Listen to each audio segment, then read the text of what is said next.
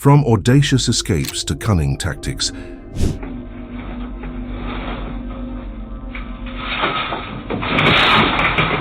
these individuals have left law enforcement scratching their heads in disbelief.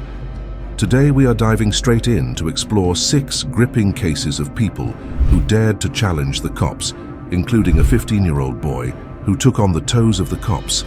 Against you. Go grab your camera, yes. I'm allowing you to do that, but you cannot walk in my house. Are you ready to see these unbelievable allies play their antics? So, what happens when suspects outsmart the police?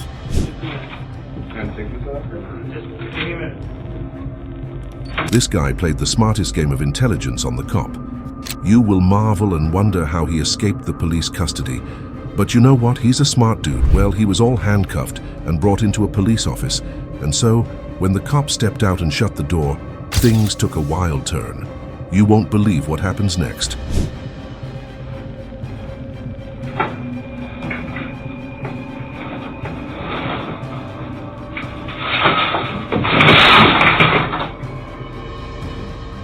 So when the window blind started shuffling just right beside him, this guy was inching closer, eyeing his chance to escape.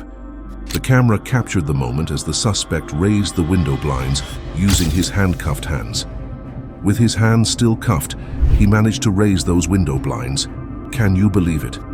Fast-paced footage showed the suspect leaping out of the window and running through the police yard.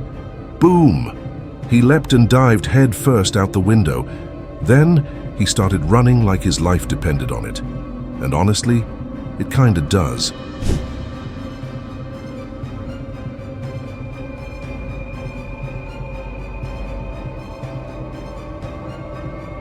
And so the guy was captured, making his way to escape through and out of the police custody.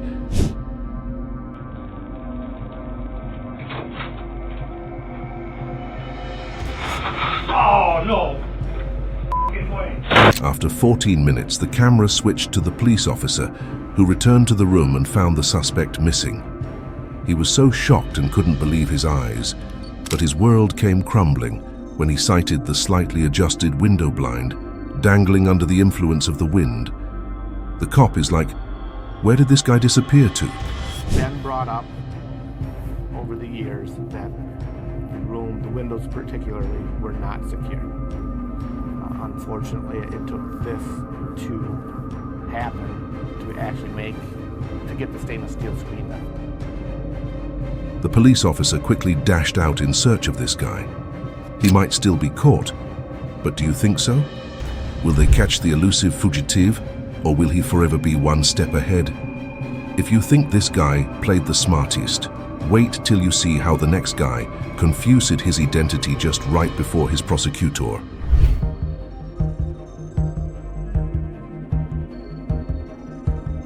Do you have any form of identification on you? No, man. What's your name?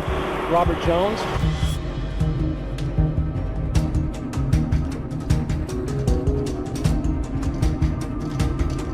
What's your address? I don't have an address. I'm at the hotel. This story happened in 2006. There was a guy named McNair, and he managed to escape from a super high security prison in Pollock, Louisiana. Can you believe it? But this story is so full of interesting reality.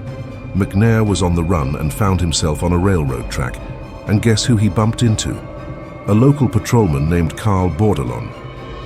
Now you'd think that Carl would recognize McNair, especially since there were descriptions of him sent out to all the law enforcement in the area.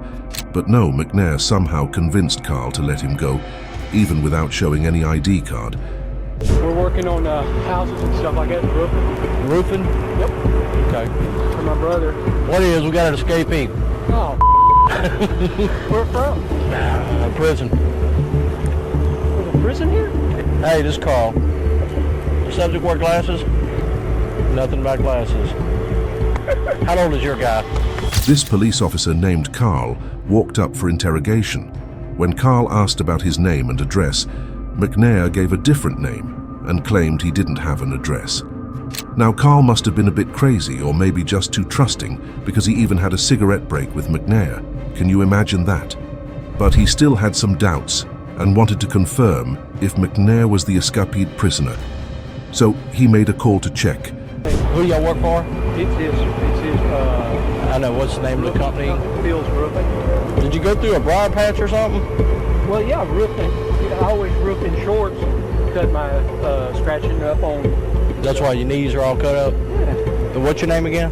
Jimmy Jones. What's your name? Robert Jones. Jimmy Jones. Put yourself in my position. Well, yeah, but I'm not. Doesn't escape me. Now here's where it gets really interesting.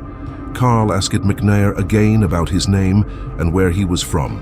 And you won't believe the answers McNair gave. He said his name was Jimmy Jones and that he was from Dallas, Texas. Can you imagine the audacity? He even continued having a conversation with Carl about arrests and other stories, all while being a bit suspicious. Who's your guy? You're how old? 50. Born 56. You said born in 56, 58. Any kind of details you can give me, huh? What eyes you got? Green. Well, kind of a turquoise blue. Turquoise blue? You want to give me some more? Yeah, I know. I got the same thing, and you can't see shit on it. But guess what? Carl was deceived by McNair's answers, and he let him go. Can you believe that? McNair managed to fool the police officer and escape once again. But that's not the end of the story. Let me just verify. He says his brother's staying at the motel. Let me verify that, and if so, I'll just cut him loose. I guarantee I'm not. You know the bad thing about it? What's that? You'll match it up to him. Come on. Where are you staying at? That Titusville or Titus Inn? Titus Inn? Little old. Where's that at? I don't even know the address. We just got into town about a week ago, and he dropped me off to jog. I always jog about 12 miles a day. A few days later, Carl found out that McNair was featured as America's Most Wanted. Can you imagine the shock? McNair was eventually caught in Canada and arrested. It just goes to show how sometimes truth can be stranger than fiction. What them guys do. I mean, they got years and years to think about how they're going to do it. I'm sorry to have to hold you up, but Hey, no, I'm just doing my job, man. If you do jog again in the future, carry some ID with you. see, I'm sorry. When I was in the military, we never carried our ID Yeah. on base. Can you write down your phone number, your cell phone number, so I can have whoever calls you? Just call. You got a cell phone with you? No, hell no. I don't even have a cell phone or anything. Just call 911 is all you got to do. They'll get a hold of us. All right, have a good day now. Be careful, buddy. How well can you trust a disabled person? What if you find out that he's feigning lameness to find his way out? Okay, get ready for this unexpected turn of events. So there's this sheriff's deputy in Arkansas, right? He was just doing his job, escorting a guy named Joel Sanchez Delgado to court. But little did he know, things were about to get crazy. Covered steps away from the entrance to the courthouse. The deputy's body cam caught the whole incident, even showing him chasing the suspect on foot. I'm gonna catch you, baby. I'm gonna shoot you. Joel Sanchez Delgado was arrested and brought to court for multiple cases of theft and residential burglary. This guy was a criminal. In the process, Joel told the deputy that he had been injured and that he needed medical attention to fix his broken legs, so he was taken to the hospital. But here's the thing, this guy seemed to have made a miraculous recovery, and no one knew about it because he was still trapped in the wheelchair. The deputy searched up and down the streets of Little Rock looking for the suspect, even asking for help from people on the street. Call the police for me. Hey, call the police. Call the police. What way it go? The deputy's body camera captured the whole unbelievable incident. Could this be a miracle? Oh no, this guy was in for a deceptive move, and you won't believe what he just did. Joel jumped up from his wheelchair and took off like a bolt of lightning. In a quick adrenaline response, the deputy started chasing Joel, running through the streets of Little Rock like one after a fleeing coin. He's even asking people on the street for help. The wheelchair dude ran. He had a neck brace on and all that. Did he really? Yeah. Didn't need that wheelchair very much, did he? Hell no. Delgado was gone, but not for long. The sheriff's office says he was apprehended a few hours later. But you know what? The deputy didn't give up. He circled back to the courthouse, hoping someone might have seen where Joel went. I guess he was truly determined to trap this guy. But guess what? Joel's escape didn't last long. The sheriff's office managed to apprehend him a few hours later. and now he's facing an additional charge of third-degree escape. Gone, but not for long. The sheriff's office says he was apprehended a few hours later. Now he faces an additional charge of third-degree escape. Delgado has pleaded not guilty to all charges. When Joel realized that the law had finally caught up with him, pleaded not guilty to all the charges against him. Hopefully next time, no one will adopt Joel's method of escape because you know what? The police will bundle you just together with your acclaimed injury. Who would have thought a wheelchair escape could happen like this? Now, what if I show you a 15-year-old boy who prevented the police's arrest? What's your badge? What's your name? Step back. What's your badge number? What's your badge number? Badge number. That says name. 3K12. Okay. Now what's your name? I'm not making any statements. Do you have a search warrant? We don't need it. Yes, you do. To come You might want to go to someone's school house. and learn the law. I already know the law. you don't. Okay, please don't talk to me. So get out of my way. Okay. This is my case. That's your So I'll case. talk to you as much as I want. Okay. Well, I'm not gonna respond to you. Well, Yeah. I'm more willing to talk to you, but I'm not going to play the stupid games. Okay? You kind of. Okay, we're done. Okay. Moments earlier, Here for me. Yeah. No. Hey. Whoa. Let me narrate an intriguing encounter between a 15-year-old boy and a police officer. It all started when the officer asked for the boy's badge number. The boy boldly responded by asking for the officer's badge number in return. The officer reluctantly provided his badge number, identified as 3K12. But the boy wasn't done yet. We don't need it. Yes, you do. To You might want to go to school and learn the law. I already know the law. you don't. Okay. Please don't talk to me. So get out of my way. Okay. This is my case. That's your So I'll case. talk to you as much as I want. Okay. Well, I'm not gonna respond to you. Well, Yeah. I'm more willing to talk to you, but I'm not going to play the stupid games. Okay? You kind of are. He wanted to know the officer's name, but the officer refused to give him an answer. When the police asked about his name, he blatantly refused to answer and gave a shocking reply. The boy declared that the conversation was over, leaving the officer somewhat speechless. Okay, we're done. Okay. moments earlier, Here for me. Yeah. No. Hey. Whoa. police attacked the boy's father, dragged the man out of his house, and tased him, even though the cops acknowledged there had been no crime. You just tased me for no reason. The videos are at the heart of a $1 million civil lawsuit filed against the Park City, Utah police, and a criminal trial now scheduled for May. Hold on tight, because this story is packed with action and controversy. Just moments earlier, the police stormed into a man's house and tased him despite no actual crime taking place. Can you believe it? The shocking incident, captured on video, has led to a $1 million civil lawsuit against the Park City, Utah police. Have also been fired. All of this dates back to September 29, 2019, when officers responded to reports of an argument between Michael Franchek and a neighbor.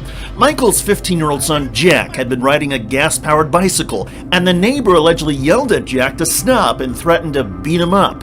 When Jack's dad and the neighbor began arguing, another neighbor called police and claimed Franchek had a weapon in the back of his pants. That information was relayed over police radios. And that's not all. A criminal trial is also on the horizon, scheduled for May. Guess what? 2 officers involved in the incident have been fired too. It all started back in September 2019, when the police responded to reports of an argument between Michael Franchek and his neighbor, the Spark. Franchek's 15-year-old son, Jack, was riding a gas-powered bicycle, which led to a heated exchange. Things escalated when another neighbor alleged that Franchek had a weapon tucked in his pants, a claim relayed over the police radios. Can I help you? Hello. Are you Michael? Hi. Can I help you with something? Yeah. We're here about a. And your name? Officer Rodriguez. First name? Jim. Jim. How are you, Jim? Good. And your name? Please. Sure. Sorry? Badge number? Badge number, Okay. please? Let's go ahead and talk about the incident that you had out here a few minutes ago. Don't know what you're talking about. Okay. Step down here for me. Yeah. No. Hey. Whoa. On the fateful day, the police knocked on Franchek's door, and he stepped outside to greet them politely. Just as they're about to explain why they came, Franchek suddenly rushes back into his house. The police followed, attempting to drag him out. In the midst of the chaos, Franchek's quick-thinking son, Jack, grabbed his father's phone and started recording the unfolding events. You can imagine that the cops tried to seize the phone, but Franchek yelled at them as Jack expressed that they made an illegal attempt to arrest without a search warrant. You saw that. You saw the whole thing. It's all being recorded. It is. I didn't receive didn't do it. You know. See, he acknowledged that you resist, Jack. Yeah, I have it on video. I didn't resist. Well, we asked you to stop, right? I didn't do anything against your instructions. This guy came into my house without a warrant, without any probable cause. Let me just talk for a second. I said, I don't know anything, and he tackled me in my house. He told you to stop, right? He did not say anything of the sort. Officer, it's all I on heard video. the whole thing, and it's on video, so. It's all on video. It is. It's all on video. It is. Dude, that guy is out of control. I'm finally Officer, complaining against him. officer. I want him nowhere near me. Because that guy is crazy. Officer. It's me and you, right? Okay, yeah, I'm fine. Shh. No, he can No, talk. no. He can talk. No, I can talk because I was in the You're gonna arrest situation. him? No, I'm not going to arrest you. Okay, then calm down. Then just what? Well, He you want can to talk to you? He recorded the whole thing. This guy is out of Listen to me. control. Okay. What's your badge? What's your name? Step back. I'm not. Look, he I'm just on my touched me. You property. can record all you want, but Another you're one. stepping back Another right one. now. This guy, In the heat of the argument, the police tried to prevent the boy from recording, but he stood his ground, asserting his right to film on his property. Fearlessly, he challenged the officers, pointing out that they couldn't arrest him without a warrant. Is it obvious that this guy was a remarkably intelligent and quick-witted individual? Go grab your camera, yes. I'm allowing you to do that, but you cannot walk in my house. I have 3 cops on me and I'm 15 years old. Because you guys intruded my house. So you were the one driving up and down the street on the motorcycle? I was on my gas bicycle. Okay, that's a gas-powered vehicle. You have to have a driver's license. No, you don't. Yes, you do. Not when it's 50cc and you have a permit for it. Once again, Jack is correct. The police then stepped away to talk among themselves. Their body camera recorded them admitting that because Michael Franchek has a concealed carry permit, he was entitled to carry a gun as long as he didn't brandish it in a threatening manner. And nobody said he did. Well, if he didn't threaten anyone with it, there's no... No, it was just a sense of concern for trying me. Oh, no, absolutely. But I don't think there's any reason to try to write a warrant to get in the house. No. We'll identify him through him. I'll just do TLO or whatever. Okay. And then the friend, I've got his information. Their statements, I couldn't care less because they're not cooperative. I'll just refer to the juvenile courts. If they want to screen him for charges, great. If they For don't, rallying their motorcycles or whatever. yeah. I mean, I doubt that goes anywhere, but, you know. At one point, the officer mentioned charges like failure to obey a lawful command, resisting disorderly, and failure to identify. However, when the case reached the state prosecutor, he refused to prosecute, but referred it to the Park City Municipal Court. Eventually, the charges were changed to 2 misdemeanors, interfering with an arresting officer and failure to disclose identity. If convicted, Franchek could face up to 6 months in jail and a $1,000 fine. Franchek has refused to admit any wrongdoing and is scheduled for a jury trial in May of 2022. Franchek filed a civil lawsuit against Park City and 4 officers involved in the incident for the deprivation of Michael and Jack's First, Fourth, and 14th Amendment rights. The Francheks are seeking more than $1 million and a public apology. The lawsuit is expected to take years. Finally, Jack is now 18 years old and will be attending college in the fall of 2022. He says he plans to study pre-law and seek a career helping the wrongfully accused. After an internal investigation, officers Rodriguez and Thor were found to have violated department policies and were terminated in September 2021. Franchek filed a civil lawsuit seeking over $1 million and a public apology for the violation of his and his son's constitutional rights. The lawsuit is expected to take years, and Jack, now 18 years old, plans to study pre-law and help the wrongfully accused in the future. This guy was quite a smart one, but wait till you hear what this other guy told the police during the investigation. Okay, take a seat and then make yourself comfortable. I'll be back with you shortly, okay? All right. Can I get you a drink or anything? Not as yet. I might have to use the washroom soon, though. Use it right now if you want, if you're comfortable. It's right there. This guy was escorted into a police interrogation room. The police officer offered him a drink, but he declined. After that, the officer left the room momentarily. Taking advantage of the brief absence, the guy stood up from his seat, but quickly returned and sat back down. The room was filled with unbreakable silence. Break and enter. That's what you're arrested for. And it's my duty to inform you that you have the right to retain and instruct counsel without delay. You have the right to telephone in private any lawyer that you wish.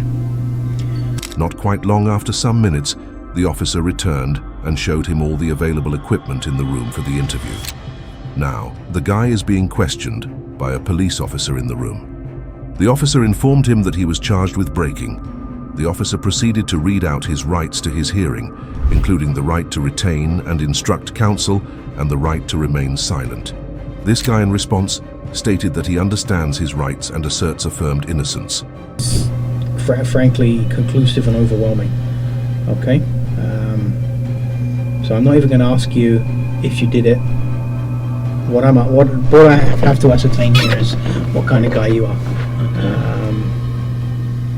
Whether this is you're like a serial burglar and this is what you're doing all the time, or whether this is a one-off thing because of the power cut and everything that's going on tonight.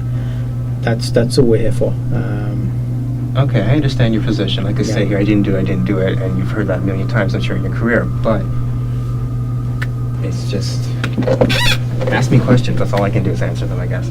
I've got no questions to ask you. I mean, why did you do it? That's basically that's my only question. I'm coming from that position, and since I'm saying I didn't do it, I really don't have an answer for you except to say I didn't do it. I guess we haven't really got a great amount of talking about. Yeah, it's like I said, that whether you did it or not isn't out. The officer clarifies that his guilt or innocence is not the issue at this moment, as he has conclusive evidence, including video footage that incriminates the guy. Now he knew he was in big trouble. Soon, the guy expressed disbelief, suggesting that if they were on the video camera, it must be a fabrication. The officer assured them that they were not bluffing, and that they would proceed with charging them for the offense. The individual contemplates getting a lawyer to deal with the situation. What me to do? You set up exhibits, you're probably more artistic than me. When you maybe draw the layout of the streets, and maybe a dotted line that's your path. How's that? Sure. And another dotted line where the police officers come from. Okay, this is the tunnel, the bridge. Okay. And come at the bus station. So which way is north, towards the left? During the conversation, it was discovered that the guy does not own a bicycle in Hamilton, but owns one in Toronto. He stated that he took the 12:30 p.m. bus from Toronto to Hamilton, and the journey took approximately an hour. Upon arrival in Hamilton, he got off the bus and began walking towards Delaware Avenue. It was during this time that the arrest occurred. Was this whole truth, or he made it up to just have his way of escape? Okay, you're not in an enviable position, and you know. I understand the process. I'm not satisfied with it. That's what I'm saying, you know. And I don't expect that you're going to be happy with it. You know, and I'm thinking, no disrespect to you, but I know someone sitting in this chair has probably lied to you a million times, right? So I'm thinking, what can I do to convince you? I try to give you the information. You've been very good with me, and I try and treat everybody as an individual. Okay. And my main aim is two things: is that you get your rights that you're entitled to under the Constitution of Canada, and that you're treated decently, and that the truth comes out. Yeah, basically, just things being doubted until proven innocent. That's, I guess, the premise here, right? From my point of view. So. Okay, so that's the things that I look for. Okay, cool. And I can assure you I'm interested in nothing but those things. All right, well, I'll give you the same goal, the truth. Okay. Now, do you think this guy successfully made his way out of the police custody? Just hold one. In a late-night interview, this guy expressed his dissatisfaction with the process, questioning if anyone in the officer's chair has ever been lied to. The officer assured him of their commitment to truth, decency, and the individual's rights, sparking a humorous exchange about being doubted until proven innocent. Shortly, the interview ended, leaving the guy with a cheeky invitation to just come with me. The next video on this list will shock you. You know, when he accused me of being drunk, that's when I got really confident because I knew it was going to go one way and it was going to go my way. 19-year-old Taven Galanakis is a freshman at William Penn University, where he's a wide receiver for the school's football team. But on the weekend of August 28th last year, he was about an hour north in his hometown of Newton, Iowa. Yeah, so I was coming home from one of my friend's house. We were just watching some football, and I looked around, like, I think it was 11:30, if I can remember right. And I had a headlight out, so it was raining, it was cloudy and all of that, really dark. So I used my brights. Galanakis says one of his headlights was out, so he put on his brights within city limits. That's when Newton police officer Nathan Winters pulled him over. A 19-year-old Iowa teenager, Taven Galanakis, is suing his hometown of Newton after being arrested for an OWI, operating while intoxicated, despite being entirely sober. Galanakis, a freshman and wide receiver at William Penn University, recounts being confident when accused of being drunk, knowing it would ultimately go his way. He explained that he was pulled over by Newton police officer Nathan Winters for having a headlight out and using his lights within city limits on the weekend of August 28th. So, by the way, like right when he got to my window, just asking me if I had anything to drink right away, you know? So it was just one of those things I was like, it's gonna be like that, so, you know, I try to keep my calm, keep my cool. Where are you coming from? Friend's house. Okay. Anything to drink over there? I didn't hear what you said. Is one of these? You need one of these right here? Yeah, I mean, that's a good start. That's the registration. Body camera video shows Galanakis give Officer Winters his license, registration, and insurance information. After that, he's asked to get out of the vehicle. All right, that'll work. I'm gonna have you hop out with me, okay? Cool. Car on or off? You can probably leave the car off. Do me a favor, put your gum on your dash there. Put my gum on my dash? Yeah. Officer Winters then asks Galanakis whether he has any weapons or drugs on him. We're gonna go back here, okay? Cool. You don't have... During the encounter, Officer Winters interrogated him, asking where he was coming from and if he had a drink. Tavan handed down his registration documents as they requested and his driving license. As the conversation unfolds, Galanakis confidently challenges the officer's claims and requests to take a breathalyzer test to prove his sobriety. Galanakis gets confused and nervous, blaming the cold weather and false accusations for his shaking. When's the last time you smoked weed?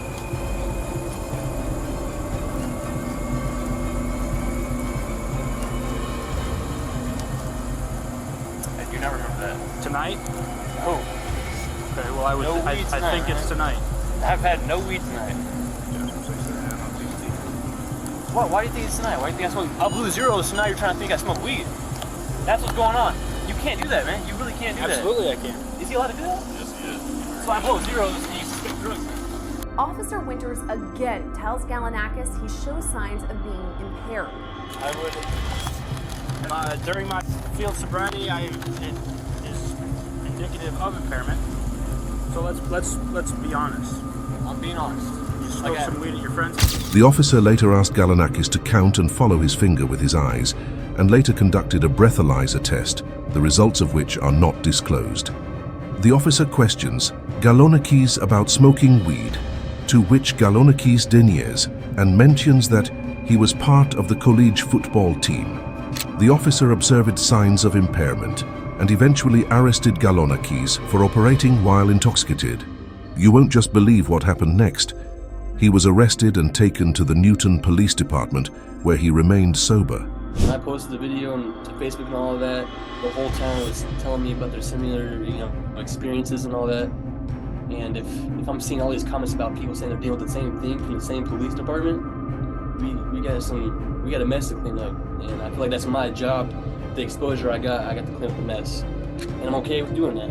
Well, with the publicity of my video, I really hope, it upbrings the corruption in Newton and other towns that have similar issues. But yeah, with the exposure of the video, I think it should just show them, hey, we need to do something better. Because what they're doing is not right. Galanakis tells Law and Crime Network he decided to pursue legal action after an outpouring of support online. I really started getting inboxes on Facebook, Instagram, and all of that, not from lawyers, but from people that wanted me to talk to their lawyer. So it was just like maybe the lawyer's family members reached out to me saying, hey, I know a really good lawyer, blah, blah, blah. Galanakis filed a lawsuit in... A drug recognition expert later determined that Galanakis was not intoxicated. This guy came out to give back to the cops. What did he do? Galanakis posted an edited body camera video on social media, which attracted massive attention. He swiftly decided to pursue legal action against the city of Newton and its police department, alleging civil rights violations and false arrest. Let's be hopeful that he finds redress. And that's up in this video. Thank you for watching. And don't forget to like and subscribe to our channel for more.